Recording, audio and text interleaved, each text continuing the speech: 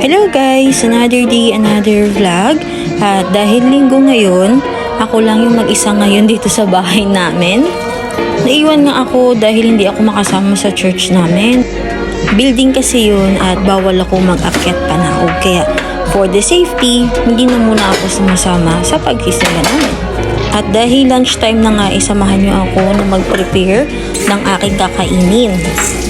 Good for one nga lang itong lulutuin ko dahil sila doon na nasa church may free lunch na. After ng main mass, na-attend din sila ng ministry kasama yung anak ko. Kaya may pa free lunch na doon. Kaya nag-stay na lang muna sila sa church.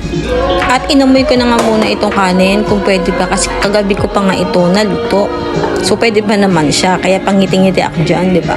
Sayang kasi kung tatabi ko lang siya sa isang gilid at magsasain na naman ako ng bago, di ba? At papalambutin muna natin yung longganisa dahil naka-stock lang ito sa freezer natin.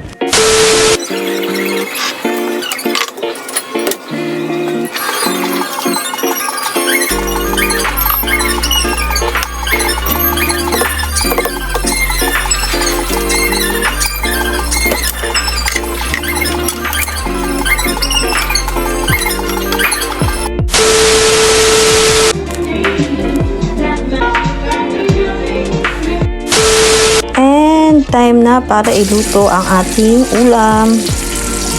Ito naman ay mabilis maluto kahit nasa low heat. Basta bantayan lamang natin para hindi masunog. Kasi manipis lang naman yung coating ng longganisa. At malapit na nga maluto ang ating longganisa in a few minutes. 12 seconds later. At luto na nga ang ating longganisa. Pinatay ko na muna yung kalan para hindi masunog yung longganisa.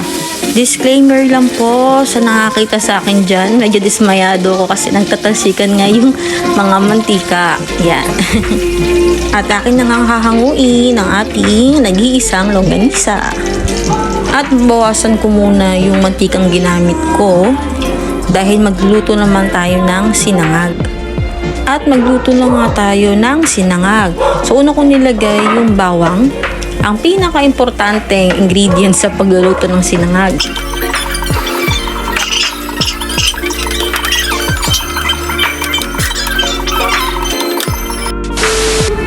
Next, ilagay na nga natin yung tirang kanin o yung bahaw.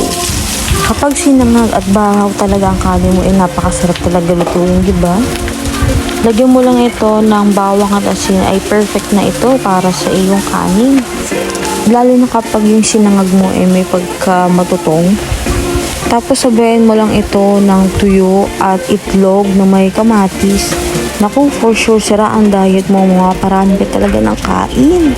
At sprinkle nga tayo dyan ng asin for the lasa ng ating sinangag. Naghanda nga rin ako ng sausawan. Dahil perfect combination nga ito kapag longganisa ang ulam. At yung sausawan mo ay may sili, ay for sure makaparami talagang kain mo. At tinabi ko na nga ating ginawang sausawan dahil ready na nga ang ating sinangag. At ito na nga ang ating lutong sinangag. Kapag ganito na ang texture ng ating sinangag, pwede na itong kainin. At for sure na masisira ang diet ko. Tara, simulan na natin. Oops guys, final check ng ating sinangag with longganisa. Tara, kain na tayo. Hi! Kain tayo.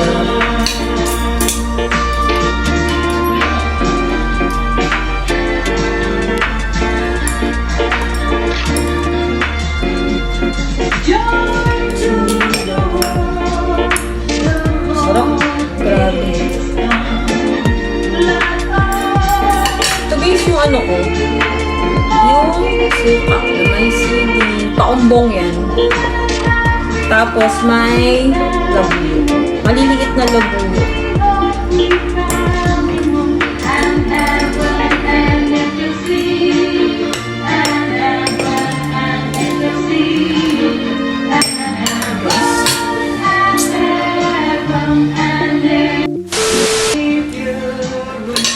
Kain.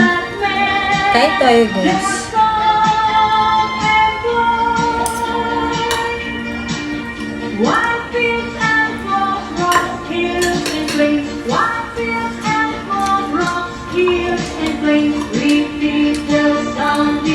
Nakagutom?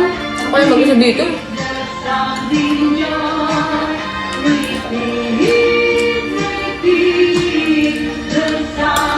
Grabe guys, nakakagutom. Kasi ako lang mag-isa. Mamaya pa sila uuwi.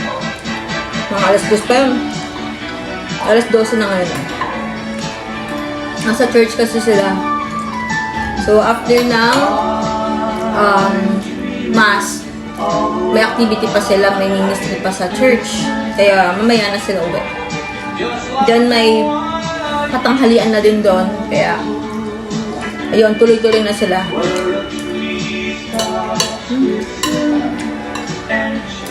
Nabili ko lang ito ng galing sa palengke. Binlag ko nga pala yung namamalengke kami. Yung 1,000 na weekly budget. 1,000 challenge. So yung budget, yung pagbabudget ko na yun, madalas ko naman yung ginagawa kasi kailangan ko nga mag-budget ngayon kasi wala akong work. Nakalibok until now. So yung binibigay ng asawa kay kailangan ko rin tipirin.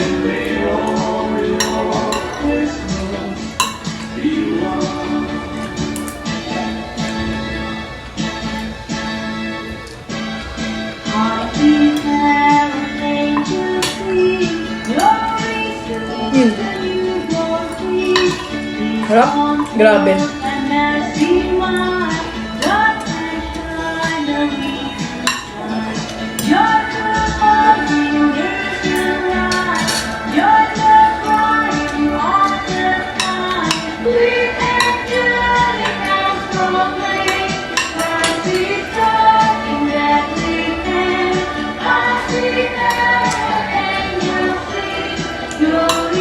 Isa talaga yung magamisa na may suka.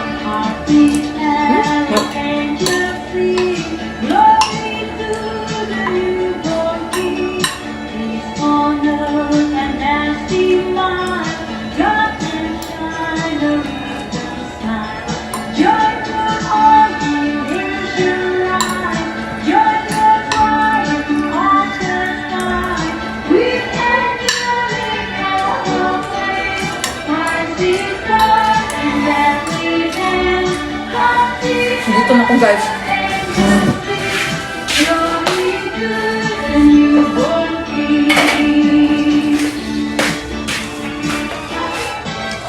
Christmas tree, oh Christmas tree, how green and gray your black tree. Oh Christmas tree, oh Christmas tree, how green and gray your black tree. As green and green as cold and snow, as when the summer breeze is slow. Oh Christmas tree, oh Christmas tree, how green and gray your black tree. Oh Christmas tree, oh Christmas tree, how green and gray your black tree. Oh Christmas tree, oh Christmas tree, how green and gray your black tree.